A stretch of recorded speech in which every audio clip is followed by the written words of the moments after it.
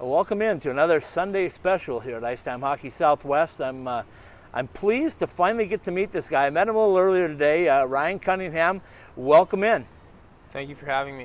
You know, Ryan, we got to meet on different circumstances, I guess, but I'm certainly glad I got to meet you, and I'm really glad I got to meet your brother a little earlier, who, if you don't know, is Craig Cunningham, the former captain of the Tucson Roadrunners. And Ryan, you're doing something special to help raise money for something that afflicted him a little while ago. So before we get started, let's talk a little bit about that effort and what you're doing for him right now in Chandler, Arizona, on your way to Tucson. So I'm doing a bike ride. I started in Castlegar, BC, and finishing in Tucson. So originally planned, it was supposed to be like 1,650 miles, and I'm gonna have to calculate what it ended up being at the end of it because I had to do some reroutes. But yeah, basically this big bike ride to raise money and awareness to prevent sudden cardiac arrest. So I've been riding 200 kilometers a day, 125 miles, and I've taken 2 rest days so far. So I went 6 days at 125 mile days. I took my first rest day in southern Idaho. Okay. And then I did another 5 through Utah. I took my next rest day. We were near the Cameron, Arizona, Gray Mountain area. Okay. So my next day was going to be the climb up to Flagstaff. So I took my rest day there in Tuba City, Arizona, and then just to get rested up for the stretch run, huh? Yeah. And the Flagstaff Mountain. Flagstaff climb, because after Flagstaff, I couldn't do the interstate, so I had to do more climbing. I had to go around like Mary Lake Road towards like the Strawberry Pine Payson area. Okay. So that was my first day after the second rest day. Was a very big day for climbing. And then, am I right? Yeah. And then today was from Pine to here we're in Chandler. Right. So we came across, we basically crossed that mountain range, maybe the like Mazatzal. The Matazal, yeah. Yep. Matazal Mountains, and Yep. then that was just a 100-mile day. It's shorter than the other days I've done, but decent amount of climbing, but more descending. I would not want to do that ride in the other direction. And then tomorrow, my last day, will be another 105 mile day from here in Chandler into Tucson. And you know, I asked you that when I met you today. I said, you're not a bike rider per se, right? I mean, you've done some bike riding, but you're certainly not a professional bike rider. Yeah, I grew up mountain biking, so like I'm very comfortable on a bike because I was doing like the downhill riding. Okay. So like fast, steep stuff. So comfortable handling a bike, but I didn't really road bike. I owned a road bike for a year, and I did not ride it very much. And then it's actually been 6 years since I've even mountain biked with any consistency. Like I've probably mountain biked 10 times in the past 6 years, and then started training this February. So like whatever, 6-7 months on a bike to prepare for this. Right. So for those that don't know, you're a little bit older. You said, what, a year and a half older than Craig, Yeah, right? I'm 29, and Craig turns 28 next month. Okay. And you have another brother as well, correct? Yeah, another brother, Mitch, who is 26. Okay. And you guys all grew up in a small town in British Columbia, right? Trail British BC. Columbia? Yeah, Absolutely. Everybody knows that down here now because of Craig. But you talk a little bit about the whole incident. And the whole incident, for people that maybe have been under a rock for a couple of years, at least in the hockey world down here, but tell me what was going through your head on November 19th of 2016? I guess just a normal night, right? Yeah. To start the night? And so I got a call from my mom telling me that something had happened, and the magnitude of like how serious it was like didn't set in. Like I knew like something happened to Craig, and I was thinking like, okay, he's maybe gonna be out off the ice for a few weeks, a month until he recovers, which sucks because he started the season off with like Right. a lot of momentum, and he's maybe gonna get a call up or make a breakthrough into the NHL coming up here. So this is like a setback, and that's as much as I thought it was going to be at first. Ryan, let's take a quick break. Let's come back and then let's talk a little bit more detail about that, and then we'll talk about the ride itself and some of the things that you've seen and acquired along this trip. Sounds good.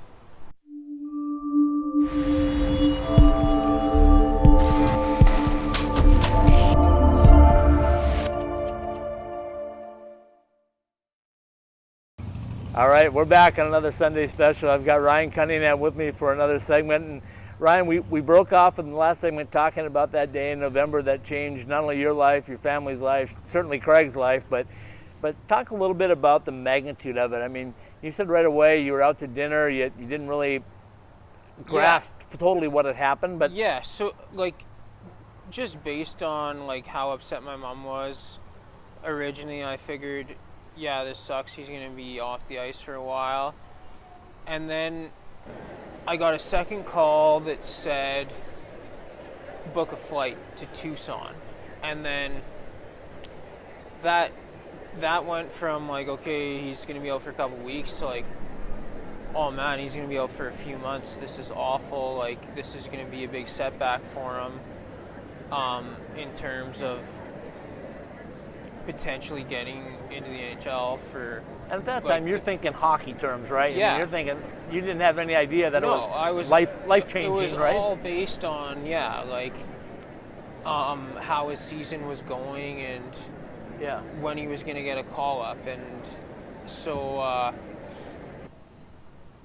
it went from out for a few weeks, out for a few months, and then when I talked to his girlfriend was what put into perspective how serious it was. Right. So she is a respiratory technician, so very knowledgeable about heart and lungs and cardiac health. And when I told her that he had been getting CPR for 88 minutes, her reaction and then like her explanation of what that meant was what finally put into perspective like how serious the situation was. That like we weren't talking about missing a few months of hockey, we were talking about like survival. Right. And so hours went past until that finally set in for me. So then you come down, right? You fly down, and your mom, who happened to be at the game that night, was already here, right? Yeah. Me and Larry flew, we booked like a very early morning flight the next day. Right. So we got into Tucson like early afternoon and got into the hospital room, and then like realized that every function done by an organ in his body was being done by a machine. Right. There was the ECMO machine circulating his blood and doing his oxygen exchange for his heart and lungs, which weren't working. There was a dialysis machine because his kidneys weren't working. He had a feeding tube, or no, drip. And he was all swollen, like in the around his neck area. And so the doctors explained like his heart isn't working, these machines are keeping him alive so that he can hopefully recover and his heart can beat on its own. You know, and from the media side of it at that point, we're all trying to get information, right? I mean, he's the captain of the team. It's a new team in town, and nobody's telling us anything, and we're all using, you know, our own powers of deduction to go like, the longer they're not saying something, this isn't good. And I know one of the phone calls that we kept calling to media, the representatives were, is he still alive? You know, and we thought if he wasn't alive, they would have said something, but you know, we all knew how serious it was. But so as you're here now, and now everything's set in, and you're going like, I guess prayers is about it, right? Yeah, just hope. And then it was the next day that we found out about the risk of his leg. Okay. So like I came in first thing the next morning, and the nurses were there with like the Doppler, like the ultrasonic device that it can detect like a really faint pulse. Okay. And so they had it on his foot, and like his toes were starting to turn like purple and black.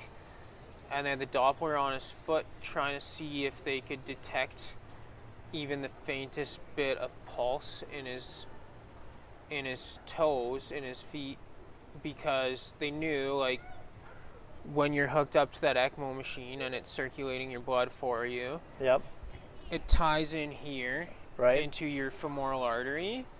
So it's drawing the blood supply away from your leg. So they knew that was a risk, and they were monitoring it. And so, it was first thing, the second day two, that like I came to understand like his left leg is getting way less nutrients and oxygen than it needs, and it's at significant risk to have to be amputated. You know, and when I talk to people, I know everybody that was able to get in got in. I knew of former players that he played with Boston. Yeah. And I know one that came in, and everybody's telling me that when Lucic made his visit down, that, were you there, first of all, when he came? I was there when he came, but I didn't talk to him. Okay. We let him. Everybody was saying that when he came in, it was kind of like Craig knew he was in the room at that time, and that may have had some influence. Is that something you kind of want to believe in too, or do you think things were changing prior to that? I honestly didn't actually hear that. Sorry, I didn't. Yeah. Okay, I was just curious on it because somebody told me when he made the drive down there that there was a difference in Craig the next day or after he left. Yeah, like there definitely was a day where he was like, he would grab your hand and stuff, which hadn't been happening before, but yeah, I'm not sure. Okay. Let's take another quick break. We'll come back and talk about the recovery, and then we'll talk about this effort that you're on and the effort that you're putting in to try to raise some money to eliminate cardiac arrest for other people. Sounds good.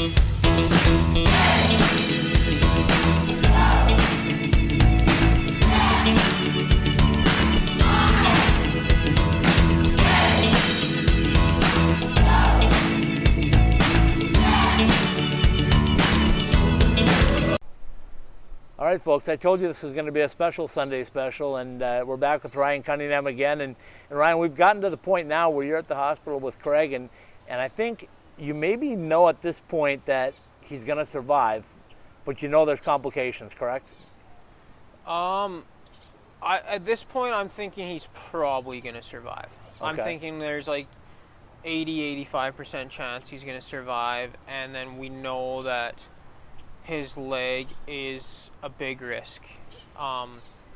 So I'm looking at him, and there's tubes everywhere. There's tubes going into this machine that's pumping his blood and coming out, and I'm being told that his leg isn't getting enough blood, and I'm like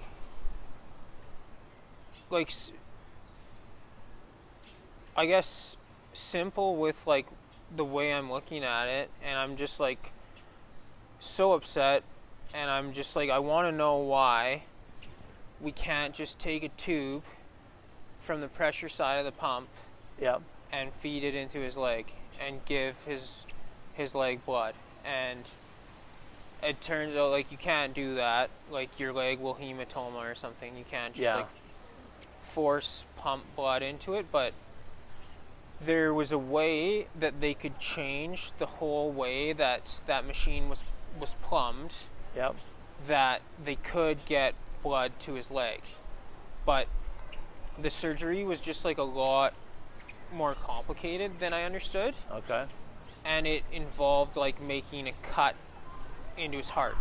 And I talked to one doctor that said like, we shouldn't do that because his heart's weak, and we don't know, we can't sacrifice his life to save his limb.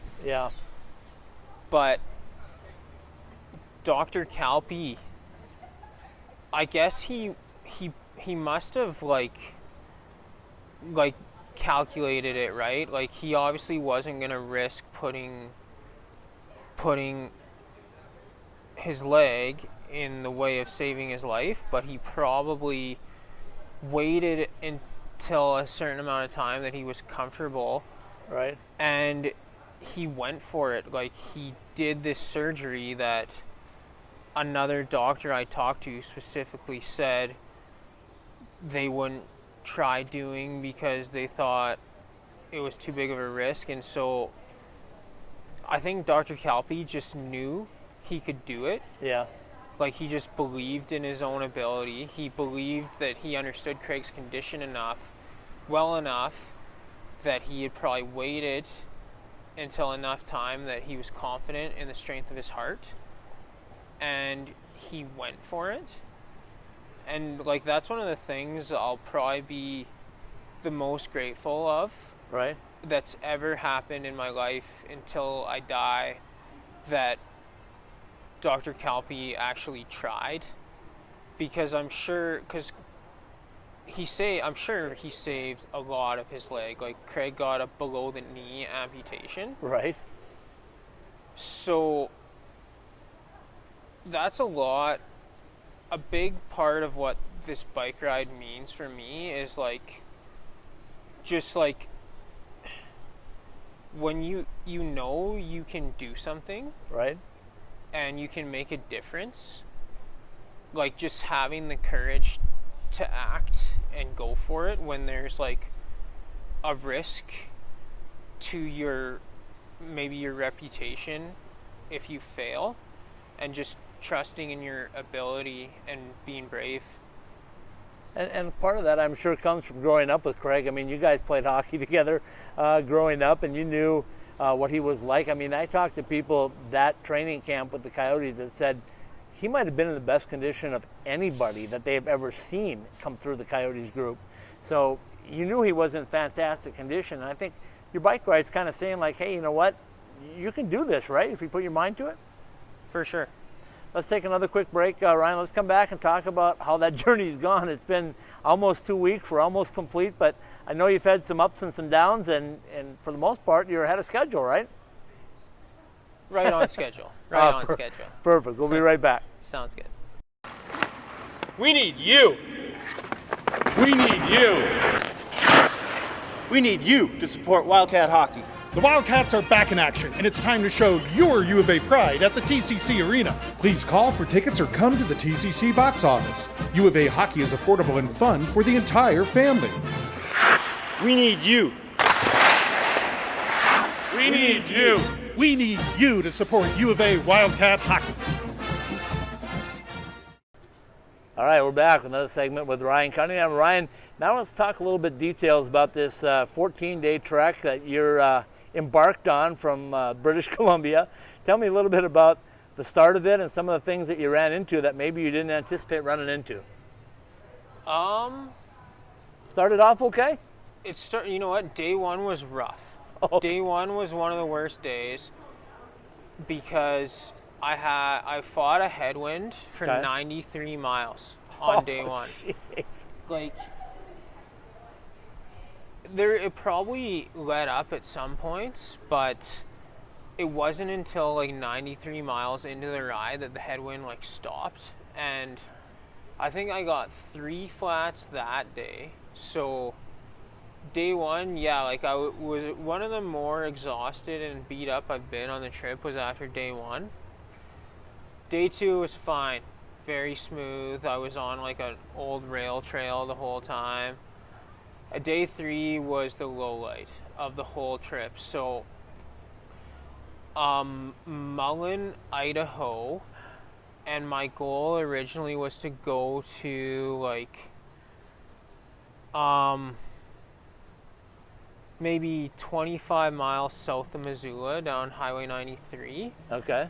And I knew I still think this was the right call to ride the interstate. Yeah.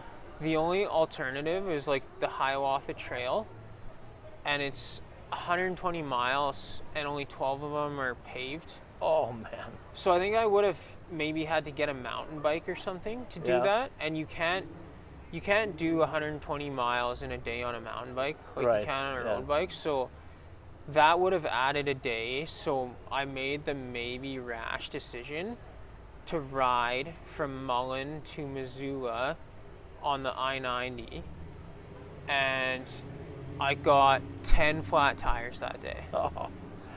And you were showing me this morning on your thumb. We'll take a quick look at your thumb, and the blisters on your thumb right there are from doing what? From popping the tire back over the rim. So you're in day 3, right? You got 10 flat tires. What's going through your head? Are you thinking, what in the world am I doing? Or are you thinking like, hey, I can get through this? Like, I knew it wasn't going to stop me. Yeah. But it was like, there's just like debits and credits to like how much you can take like physically and mentally when you're trying to do something. And so it was just like a very big withdrawal from like the stamina of like my ability to like handle different things, I guess. But then that was gone like by the end of day 4, when I was basically still on track after the day 3 that I had, I guess like it turned into like, I guess, a triumph. Like I've already pretty much overcome this because it's a day later. I'm only 25 kilometers behind schedule. And how fitting is that for Cunningham to overcome something, right? I mean, it's kind of in your name. I realize it's not the same magnitude, but my gosh, I mean, if for anybody that's ever ridden a bike, much less riding one for 2,600 kilometers, I mean, talk a little bit about the next stage. Then you go on, and then you have a little mishap, and well, not really a mishap, but a family issue that popped up on what, day 10 or something like that. It was actually before that. Like Ellen's uncle was in the and Ellen is your fiance? Ellen's my fiance, and she was driving the support vehicle. Right. So her uncle was in the hospital with a brain tumor, and they knew he wasn't gonna make it. And we knew that if he did pass while we were on the trip, Ellen was gonna have to leave and go to the funeral. So it probably was like maybe day 5 or 6 that early in the he lost the battle, and then planning and arrangements kind of when they're gonna set the date for the funeral. Right. And then it ended up that she could stay with me until about day 8 or 9. And so we just looked at where we were going to be. And I think I was Panguitch, Utah. Okay. And the closest airport was Cedar City. So Larry was able to get in time for her having to leave. And Okay. then... So then Larry takes over from there. And for those that don't know Larry, Larry is? Larry, he is... Besides a pretty darn good support guy, huh? Yeah. I don't know what word to use. He's not my stepdad. He was, he was my dad's best friend when my dad was alive, and then he lived with us for a few years, and I just say stepdad. So It's the easiest. He's been there and been with the Yeah. family for a long time, right? Yeah, exactly. So he comes down and joins you for the rest of the trip. Yeah. And you get yourself through Utah, you get yourself through Arizona, and here we are in Chandler right now. You got one leg to go. What's going through your mind as you know that you're getting close to completion of this? Relief. Yeah? Yeah. Because it hasn't just been like 16 days. Like, it's been like 7 months, man. And you're doing this to raise money. I know you set a goal at $50,000, right? Yeah. And that's to do something really special as far as cardiac arrest. But what's the thing you guys are really working at? And I'm talking about the app. So, this app that they're developing, it's it uses machine learning software Okay. to like detect irregularities in heart rhythm Okay. and like alert somebody when they're at risk for experiencing a cardiac arrest. So hindsight being 2020, and we look back at this, if this app would have been available, would Craig have tried that? Would they have run that on him before that? I don't even know if he would have used it, but Right. I bet it would have. That's probably the biggest thing that I hope gets taken away from this campaign, is that, like, yeah, you asked me that question, I still don't even know if Craig would have used it, not knowing. So awareness, like, it's so important to me that awareness gets spread about how common it is for young, healthy people, athletes, firefighters, members of the military, to experience a cardiac arrest. And you know, we all think of athletes and like firefighters and stuff like that, and the extreme health that they are, right? I mean, they're strong people, but that can also go the other way. I mean, right? They can, because of that, they can put undue stress on their bodies as well, right? Yeah, like, I was reading this study, and it was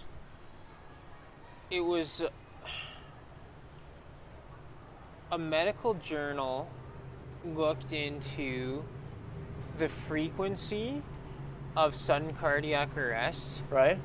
in NCAA athletes compared to, like, the general population. It was, like, massively disproportionate. I bet it was. So let's take another quick break. We'll come back and we'll finish up about where we at on this whole drive, and where the fundraisers are going, and what people can continue to do to make this thing happen. Sounds good.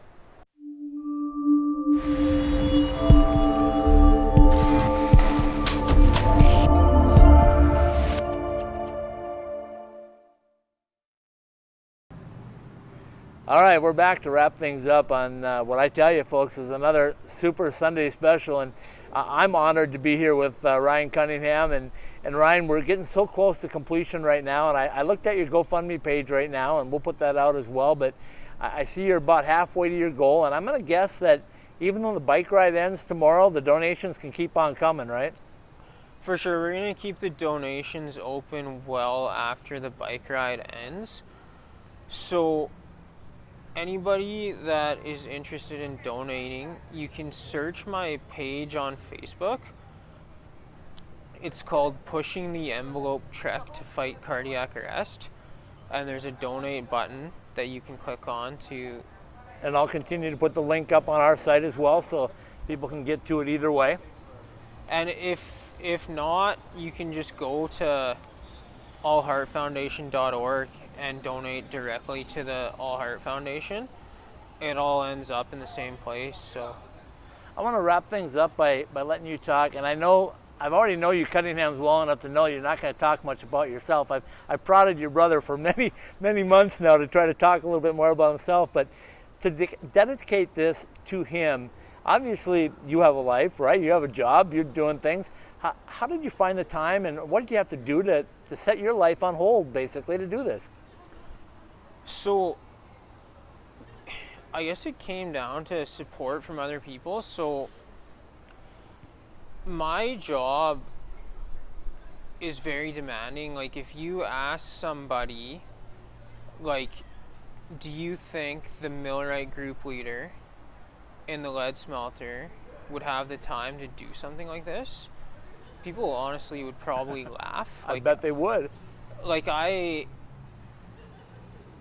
spent like 19, 20, 21 hour days at work. Like, weekends I've worked like 17 straight through the weekend. And when I started training for this, I was like, I would just have conversations about it with my crew, like when we talked about what we did on the weekend, and I would say, like, did this ride to train for it. And what ended up happening, man, is my crew came together and just covered for me. Like, how good is that? They supported so much coming in, like, during plant disasters, to get things fixed and get things running again. I didn't miss a training day for work since March. Wow. Which is, like, I would not have thought that it would have been possible. There was one weekend where the plant was down the whole entire weekend. It was absolutely full-on crisis mode. Like, I think our plant loses $60,000 an hour when it's down. And you're down for a whole weekend. And I was there. I was training. Sorry, I wasn't there. I spent that whole weekend training, and like 4 people on my crew came in and just covered and fixed the things that needed to be fixed to get the place going again. Let's talk a little bit about some of your support. We talked briefly about Ellen, your fiance, and how supportive she's been, I know, with it. And then Larry, of course, and the effort that he's put in to come down and finish it up for you. Your mom, Heather, we already know her support. She's been there for you guys from day one, right? Talk a little bit about Heather and what she's meant to your family and this whole ordeal that you've had to endure. Yeah. My mom, I guess, just the symbol of taking a tough hand and making the most of it. And she's had to do that for a lot of years, hasn't she? She has. She's a special lady. I've met her a couple different times. I saw her again tonight with you guys having dinner here in Chandler, and she's so appreciative of everything. And it's like, listen, you don't have to be appreciative of anything. We owe you because you've raised a great family. Yeah, we feel the same way. So you got your support team. I know there's some people that have provided you with stuff for the ride, but go ahead and throw out some names. Maybe people down here don't see them, but this gets out. Talk about some of the team support that you've gotten as far as equipment, bike supplies. So, Jarek Sports and Trail. Right. Eric Lathwaite, my good friend. Just advice, resources, like information on products, because I said before, like, I wasn't a biker. Yeah. So I didn't know so many things. The biggest thing Eric did technically, I never would have been able to do this ride if, like, the amount of pain I had from my saddle when I first got my bike, like, persisted. Right. I was able to do like 2 days of training until I was in like excruciating pain. And then Eric did like a bike fit changed my stem length so Right. that my handlebars were further back and I was further back on my seat, and then recommended a new pair of shorts, like a new pair of bike shorts. And I wouldn't say I've almost been comfortable. Like, it hasn't been too bad. Right. Painful sitting on a bike saddle for 10, 11 hours a day for 13 days. So those are all real positive things. And now the biggest, the culmination of it all when you get to Tucson, what do you expect when you ride into Tucson and you get down close to the TCC? I don't think I expect anything. Well, I think you might see something, but maybe you're not expecting it, but I think the people of Tucson are pretty welcoming, and I think they're they? ready for you. Yeah, that'll be great to see. I guess I haven't thought too much. I guess I said it's been like 6-7 months, and I'm excited for it to be over. Ryan, I appreciate your time, and good luck the rest of the way. I think you got maybe one of the easiest stretches for you to finish things up. It's pretty flat from Chandler to Tucson, and it's a pretty scenic view, so I think you'll have a lot of fun on that part of it. You better knock on wood or you're going to give me a headwind the whole way. I Thanks so promise, much. no winds in Arizona, nothing like you see on Montana. Thanks so much.